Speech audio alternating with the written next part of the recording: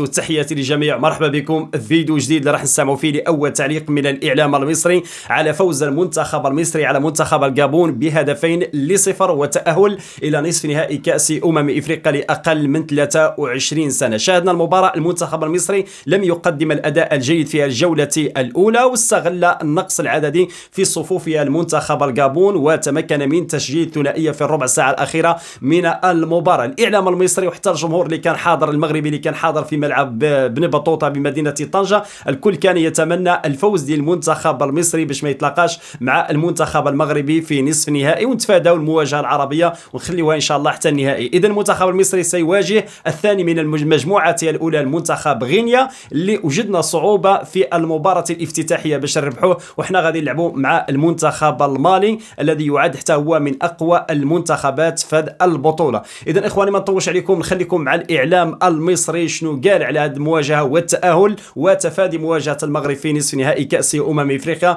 لأقل من 23 سنة. وانتم كتشاهدوا الفيديو ما تبخلوش علينا